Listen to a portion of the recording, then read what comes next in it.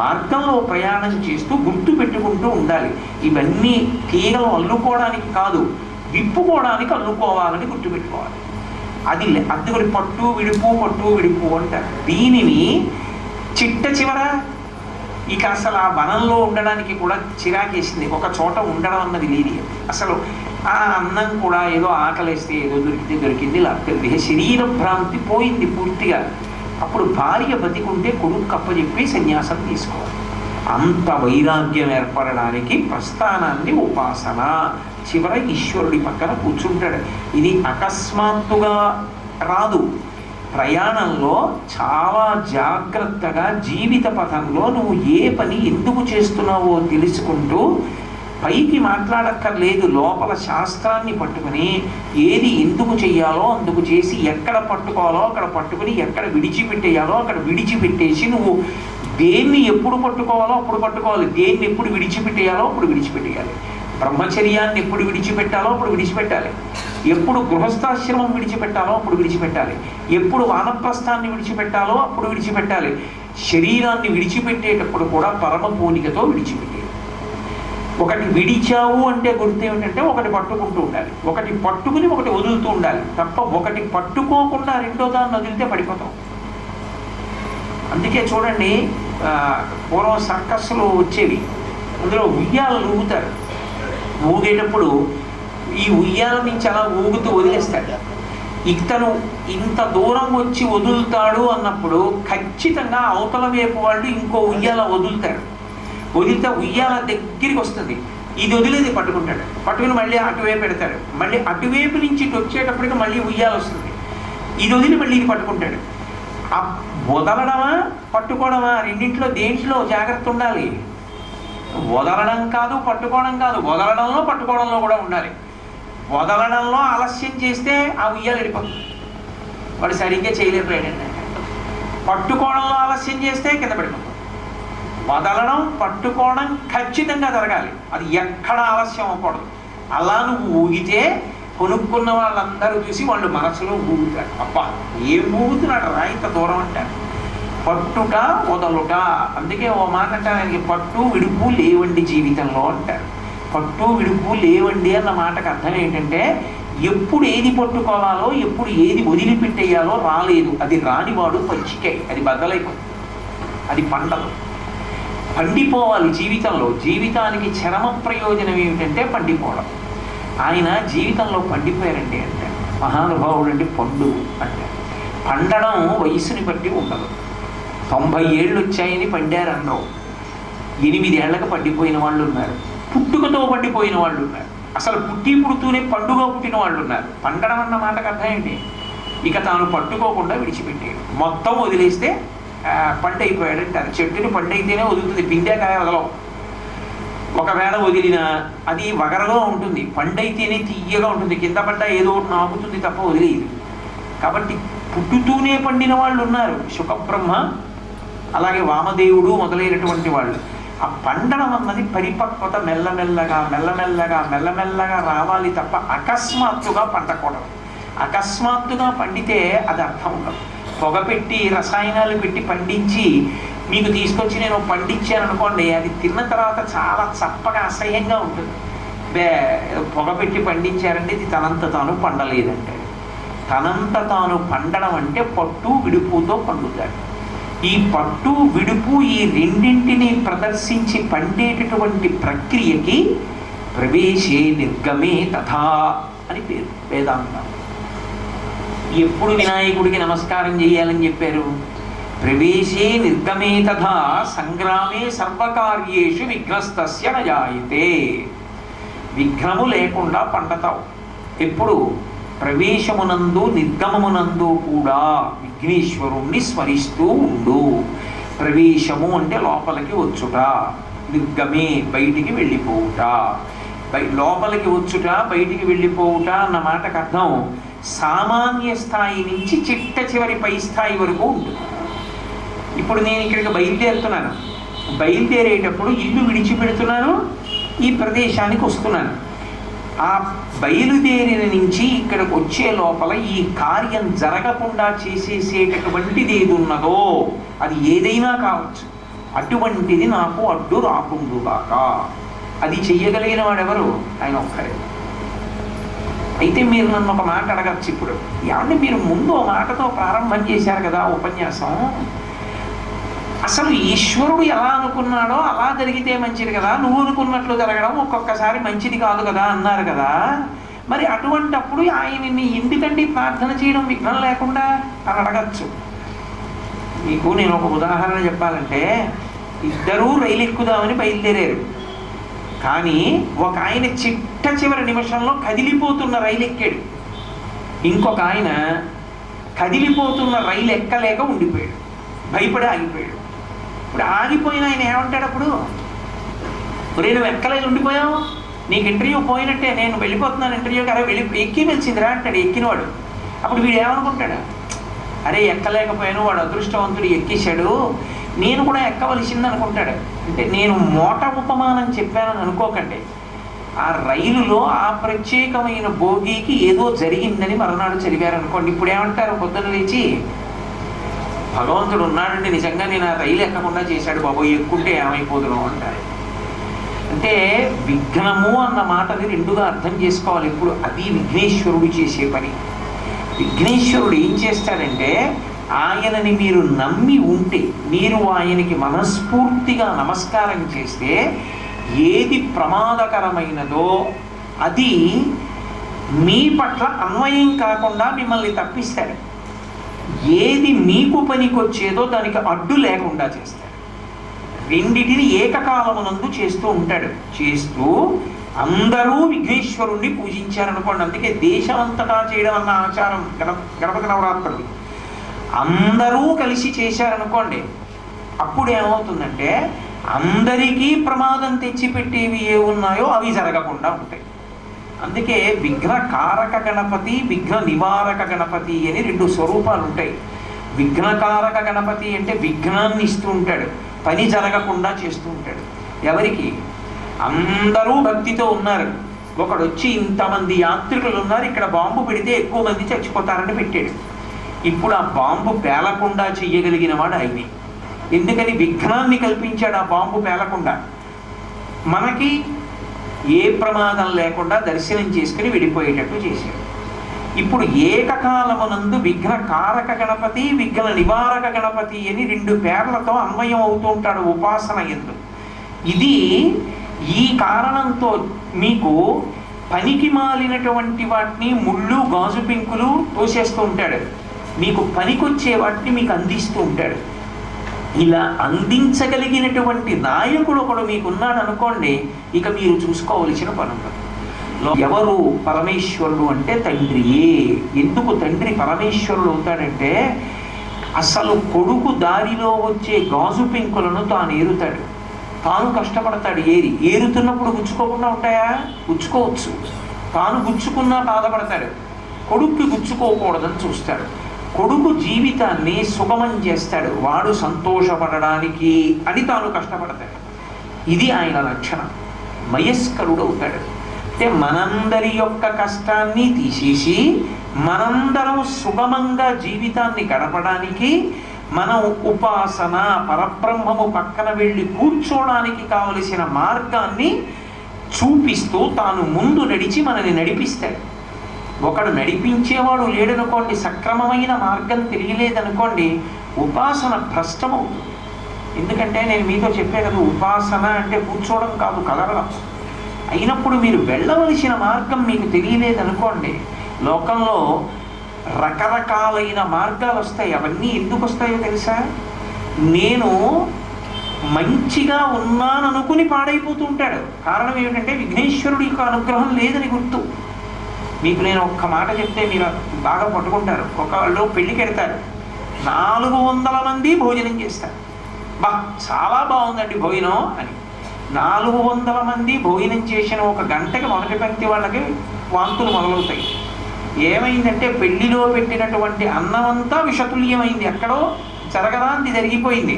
కాబట్టి ఇప్పుడు 400 మంది ఏ కళ్యాణ మంటపంలో కలుసుకున్నారో వాళ్ళందరూ ఒక ఆసుపత్రిలో కూడా కలుసుకోవచ్చి రావచ్చు. వాడు తింటున్నప్పుడు తెలుసా వాడికి ఇది విషతుల్యం అని? తెలిస్తే తింటాడా? తెలియదు, అది విందనుకుని తిన్నాడు. పెట్టిన వాడికి తెలుసా అని విషమని? తెలిస్తే పెట్టడం, విందివ్వాలని అనుకున్నాడు. ఇచ్చిన వాడికి విషం పెడదామని లేదు, తిన్నవాడికి విషం తిందామని లేదు. కానీ మరి విషం ఇలా వెళ్ళింది. అది నువ్వు ఏం చేద్దాం అనుకున్నావో అది జరగకుండా ఇంకొకటి జరుగుతోంది. అన్నం పెడుతున్నప్పుడు నీకు తెలియదు, తింటున్నప్పుడు వాడికి తెలియదు. నేను భగవంతుణ్ణి చేరుకునే మార్గంలో వెడుతున్నానని నువ్వు అనుకుంటున్నావు, కానీ భగవంతుడికి దూరం అయిపోవడానికి అది మార్గం. ఇప్పుడు చేరగలవా ఈశ్వరుణ్ణి? ఒక్కనాటికి చేరలేడు. సింహాచల క్షేత్రానికో లేకపోతే అన్నవర క్షేత్రానికి వెళ్ళాలనుకున్నాను నేను. కత్తిపూడి దగ్గరికి వెళ్ళాను. కత్తిపూడి దగ్గరికి వెళ్ళి అన్నవరం ఎటు వెళ్ళాలండి అని అడిగాను. ఒక తెలిసి తెలియని వాడు అన్నాడు, జగ్గంపేట వైపు చూపించి, ఇక మీరు ఎవ్వరిని అడగండి, ఇలా తిన్నగా నడిచి వెళ్ళిపోండి. వెళ్ళిపోతుంటే మీకు ఎడం చేతి పక్కన కొండ మీద దీపాలు వెలుగుతూ సాయంకాలానికి కనపడుతుందని తెల్లవారుజాముని చెప్పాడు. నేను తెల్లవారుజామున మొదలుపెట్టి ఎవరిని అడగకుండా చీకటి పడే వరకు వెళ్ళా. ఎడం పక్కన కొండ వస్తాయా? రావు అసలు. కాబట్టి నేనేమవుతున్నాను ఇప్పుడు? కదలటం లేదా? నేను కదులుతున్నాను. గుడికి వెళ్ళాలని లేదా? ఉంది. ఒక్కడు చూపించిన తప్పు మార్గం. సాయంకాలానికి నేను అన్నవరానికి రెట్టింపు దూరం అయ్యాను. అసలు నేను అన్నవరంలో ఉండాలి, ఉండవలసిన వాడిని అన్నవరానికి రెట్టింపు దూరంలో ఉన్నాను. ఎందుకని? ఎవడి మాట వినాలో వాడు దొరకలేదు నాకు జీవితం. ఎవడి మాట వినకూడదో వాడు దొరికాడు. ఇప్పుడు వాడు ఏమంటే నా తప్ప అంటే అదే విఘ్నకారక గణపతి. ఆయన అనుగ్రహం ఉందనుకోండి, అన్నవరం ఇలా వెడతారు మీరు. ఇలా వెళ్ళేటప్పుడు మీకు మధ్యలో కొన్ని కనపడతాయి. ఇదిగో మీరు ఇలా వెళ్ళిపోతుంటారు కదా, వెళ్ళిపోతున్నప్పుడు ఒక పెద్ద బిల్డింగ్ కోటి కనపడుతుంది. ఇప్పుడు కొత్తగా రోడ్డు వేశారు. అన్నవరం క్షేత్రం దగ్గర రోడ్డు ఇలా వీలా విడిపోతుంది. కుడివైపుకి వెళ్ళకండి, ఎడం వైపుకే కొండపాదం వైపు నుంచే నడవండి అని ఒకడు చెప్పాడు. నేను అన్నవరం వెళ్ళిపోతాను. ఇప్పుడు నన్ను అన్నవరం వైపుకే వెళ్ళేటట్టుగా మాట్లాడగలిగినటువంటి దక్షత కలిగిన మార్గదర్శి ఒకడు నాకు దొరకడం నా కదలికల్ని ఈశ్వరుడికి దగ్గర చేసింది. ఉపాసన సిద్ధించింది. ఈ ఉపాసన సిద్ధికి ముందు నడిచేటటువంటి నాయకుడికి వినాయకుడని పేరు. ఆయనే మీకు అనేక రూపాలలో వస్తాడు. తండ్రిగా ఇక్కడ సుఖాన్ని ఇస్తాడు. ఆ తండ్రి శాస్త్ర ప్రవేశం ఉన్నవాడైతే ఆ కొడుక్కి ఎనలేని పుణ్యాన్ని కట్టబెట్టేస్తాడు. ఆయన ముఖం చూసి కొడుకు జోలికి రాడు ఈశ్వరుడు. ఆయన ముఖం చూసి మనవడి జోలికి రాడు ఈశ్వరుడు. ప్రహ్లాదుడి ముఖం చూసి బలిచక్రవర్తి జోలికి వెళ్లకుండా ఊరుకోవాలా శ్రీ మహావిష్ణువు? కాబట్టి ఇప్పుడు ఉపాసన వినాయకుని అవసరం ఎందుకు అంటే ఈ కదలికలలో దారి తప్పిపోకూడదు. ఇక్కడ భద్రంగా ఉండాలి. ఆ భద్రంగా ఉండి నడిచే మార్గం ఈశ్వరుణ్ణి చేరేదై ఉండాలి. అలా నడవాలి అంటే వినాయకుడు ఉండాలి. వినాయకుడు అంటే సంస్కృతంలో వి అన్న అక్షరానికి ఒక ప్రత్యేకమైనటువంటి శక్తి ఉంటుంది. వి సమర్థిస్తూనూ మాట్లాడుతుంది, వ్యతిరేకిస్తూనూ మాట్లాడుతుంది. మీకు నేను ఒక ఉదాహరణ చెప్పాలి అంటే ధవుడు అంటే భర్త, విధవ భర్త లేనిది అంటే ఇప్పుడు వ్యతిరేకంగా చెప్పింది. చిత్రము చాలా ఆశ్చర్యకరమైంది, విచిత్రము చాలా చాలా ఆశ్చర్యకరమైంది. ఇప్పుడు దాన్ని విశేషంగా చెప్తాం. ఒకే సంస్కృతంలో సమర్థిస్తుంది, వ్యతిరేకిస్తుంది, రెండింటినీ చేస్తుంది. వినాయక రెండూ చేస్తుంది. ఇక్కడికి వచ్చేటప్పటికి మాత్రం రెండు రకాలుగాను అన్వయమైపోతున్నాయి. నాయక అంటే మిమ్ములను నడిపించువాడు అని గుర్తు. అందుకే సంస్కృతంలో ఎప్పుడైనా సరే నయ అని పడింది అంటే నడిపించే శక్తి ఉంది అని గుర్తు. నయనము అన్ని ఇంద్రియాలని తన వెనకాల తీసుకెడుతుంది. అందుకని నయనం సర్వేంద్రియాణం నయనం ప్రధానం సర్వస్య గాత్రస్య శిర ప్రధానం. నయనం ముందు కన్ను విచ్చుకుంటుంది, చూస్తుంది దేన్నో. చాలా బాగుంది, ఒకసారి దగ్గరికి వెడదాం ఏంటి అనిపిస్తుంది, ఏమిటో అది విందా ఏంటి అనిపిస్తుంది, ముట్టుకుందా ఏంటి అనిపిస్తుంది. ముందు వెళ్ళేది కన్ను, ఇంద్రియాలని నడిపిస్తుంది కాబట్టి నయనం. అక్కడి నుంచే వచ్చింది నాయక. నీకు ముందు ఉండి నడిపించాలి. ఆ నడిపించేవాడు ఉన్నాడు అనుకోండి, మీరు ఇంకేం అడగక్కర్లేదు. కొడుకు తండ్రి వెంట వెళ్ళిపోతాడు. మీరు చూడండి, లోకంలో లక్షణం ఉంటుంది. తండ్రి కొడుకు కలిసి నడుస్తుంటే సాధారణంగా కొడుకు ఏమంటాడంటే, నాన్నగారు వాడి చేయి పట్టుకుంటాడు, వాడు అంటాడు ఇలా ఇలా అంటాడు. తండ్రి ఇలా నడుస్తూ కుడి చేతితో పట్టుకున్నాడు అనుకోండి చేతిని, వాడు తన కుడి చేతితో తండ్రి చెయ్యి ఇలా ఇలా అని వదిలేయమంటాడు. ఎక్కడ తప్పిపోతావురా, చేయి పట్టుకో అంటాడు. అంటే నేను పట్టుకుంటానంటాడు. అంటే తండ్రి ఏం చేస్తాడంటే వేలిస్తాడు, వాడు కొడుకు వేలు పట్టుకుంటాడు. ఒక్క 2 నిమిషాలాగి తండ్రి కొడుకు చేయి పట్టుకుంటాడు. తనని కొడుకు పట్టుకోవడాన్ని అంగీకరించాడు, కొడుకుని తను పట్టుకుంటాడు. ఎందుకో తెలుసా? కొడుకు తనని పట్టుకున్నాడు అనుకోండి, దేని చేతనైనా ఆకర్షింపబడి వదిలేశాడు అనుకోండి. తండ్రి వదిలేశాడన్నది చూడకుండా నడిచాడు అనుకోండి, నాయకుడే కాదు. ఇంకా తర్వాత ఎందుకు పనికి వస్తుందంటే ఆడవడానికి పనికి వస్తుంది, కొడుకు తప్పిపోయాడు సంతలో. సమర్థుడైన తండ్రి కొడుకు చేయి తను పట్టుకుంటాడు. నాన్నగారిని వదలండి, నాన్నగారిని వదిలేయండి, నేను పట్టుకుంటానంటాడు. నోరు పోయి ఇక్కడ వదలను, కాసేపు ఆగి ముందుకు వెళ్ళిన తర్వాత నా వేలు పట్టుకుందు వాళ్ళే అంటాడు. తప్ప ఇక్కడ వదలడం ఎందుకని? తను నడిపించాలి. ఇక్కడ వాడు నడవకూడదు, వాడు అనుసరించకూడదు. అనుసరించడంలో కూడా దారి తప్పిపోతావు పరిణితి లేకపోతే. తను నడిపిస్తే నీకు బెంగ ఉండదు. ఆయన చెయ్యట్టుకున్నాడు, నువ్వు తన్ను పడిపోతున్నా తను ఆపుకుంటాడు, తండ్రి ఆపుకుంటాడు. నువ్వు ఆయన వేలు పట్టుకున్నావు, తన్నుకుంటే పడిపోతావు, వదిలేస్తావు. అందుకని తండ్రి పట్టుకోవాలి. పట్టుకునేవాడు ఎవడో వాడు నాయకుడు, వాడు ముందుంటాడు, వాడు నడుస్తాడు. నువ్వు ఎవరిని అడగక్కర్లేదు, వాడితో వెళ్ళిపోవడం. ఇలా వెళ్ళిపోవడం అన్నది ఎవరి విషయంలో చెల్లుతుందంటే ఒక్క గురువు గారి విషయంలోనే చెల్లుతుంది. మీరు అడగక్కర్లేదు, మీరు చూసుకోక్కర్లేదు. ఏమండి ఈ పని నేను చేయించా అండి, ఏమండి ఇది చేస్తే ఉపయోగం అని అడగక్కర్లేదు. గురువు గారు చెప్పారు చేసేయచ్చు. ఎందుకని? ఆయనకి తెలుసు, ఆయన నాయకుడు, ఆయన నడిపిస్తాడు. ఆయనే వినాయకుడు, విశిష్టమైన నాయకుడు. అటువంటి నాయకుడిగా తండ్రి ఉన్నాడు, అటువంటి నాయికగా తల్లి ఉంది. నాయక శబ్దం ఎక్కడున్నా మిమ్మల్ని నడిపించి గమ్యం చేరుస్తారని గుర్తు. ఆ గమ్యం చేర్పించగలిగినటువంటి నాయకులలో ఉత్కృష్టమైన నాయకుడు వినాయకుడు. ఆయన కాళ్ళు ఎవడు పట్టుకున్నాడో, ఆయనకి నమస్కారం ఎవడు చేస్తున్నాడో వాడు చేరవలసిన గమ్యాన్ని వాడు చేరిపోతాడు. మధ్యలో వాడు అటు చూస్తూ ఇటు చూస్తూ ఉన్నా వాడు వెళ్ళిపోతాడు. ఎందుకంటే ఆయన తీసుకెళ్ళిపోతాడు. తీసుకెళ్ళిపోగలిగినటువంటి శక్తి ఉన్నవాడు విశిష్టమైన నాయకుడు, అంత గొప్ప నాయకుడు. కాబట్టి వినాయకుడు కాదు కాదు ఆయన వినాయకుడు. ఎందుకో తెలుసా? ఆయన కన్నా నాయకుడు లేడు. ఇప్పుడు దాని వ్యతిరేకార్థం. లేడు అన్న మాట వస్తే వ్యతిరేకార్థం. వినాయక, ఆయన మీద ఒక నాయకుడు లేడు, ఆయనే నాయకుడు. నడిపించడం అంటే ఆయనే. ఆయన కన్నా నడిపించగలిగిన వాడు ఇంకొకడు ఉండడు. ఇది ఆయన గొప్పతనం. కాబట్టి ఇప్పుడు అటువంటి వాడి కాళ్ళు పట్టుకుని ఒకటి అడగాలి మనసులో. ఏమని అడగాలి? నువ్వు నన్ను నడిపించని అడగాలి. నువ్వు నన్ను నడిపించు అన్న మాట హృదయ కుహరంలోంచి రాకుండా, నీకు ఒక నాయకుడు ఎందుకు అవసరమో నీకు తెలియకుండా చిట్ట చివరికి నువ్వు పండిపోవాలి తప్ప కాయగా రాలిపోకూడదు. ఆ క్రమాన్ని వాడు దిద్దుతూ ఉండాలి. వాడు ఎట్టి పరిస్థితుల్లో చిక్కుతూ ఉండాలి నిన్ను.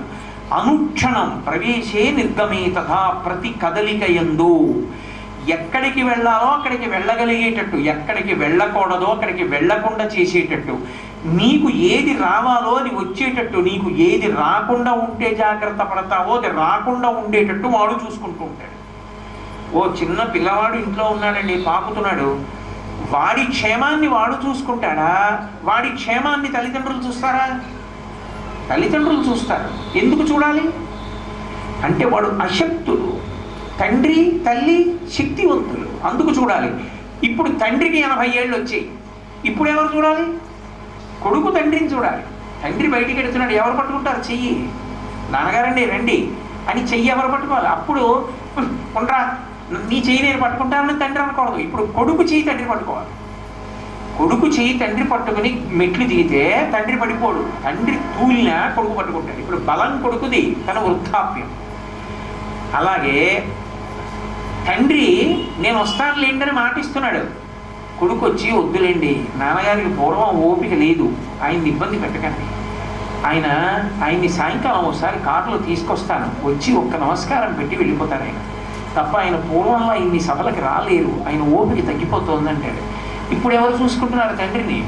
కొడుకు చూసుకుంటున్నాడు. అశక్తత శక్తత మారుతూ ఉంటాయి.